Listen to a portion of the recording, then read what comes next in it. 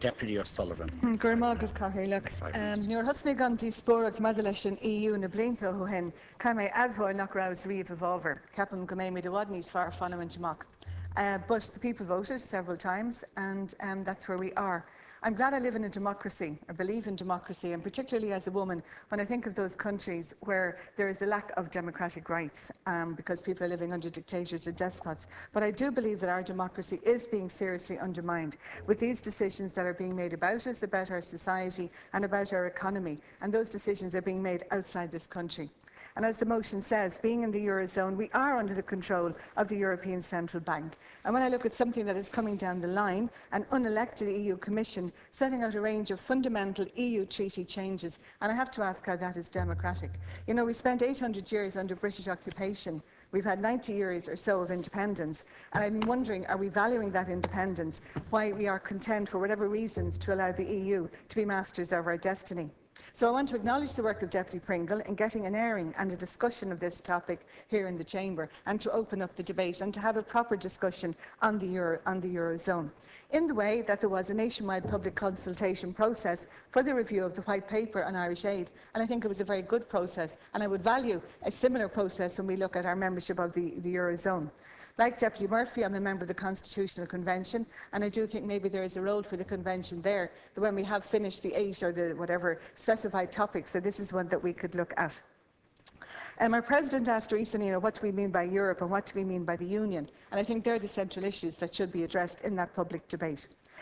I think about two analogies, two little phrases that I think sometimes apply to us in the EU. And one of them is about putting all your eggs in the one basket, and the other one is about the little fish in the big pond. And I think that those two can be applied to us here. And we look at what happened, you know, the unlimited supplies of money for countries and banks led to a crash, and nobody wanting to hear the words enough or stop. And then the blanket bank guarantee here, and the massive burden and devastation that has come for countries in the Euro.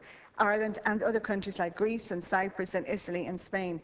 Okay, we're members of this EU club, and being a member of a club, there are responsibilities, and I accept that, and then we have responsibilities, but there's also rights too, and I think that some of our rights are being eroded. And as for the element of justice, you know, I have to ask, where is the justice for people in bailing out every bank and every bondholder and the austerity that has come? So in this EU club, I think there's very little equality and democracy.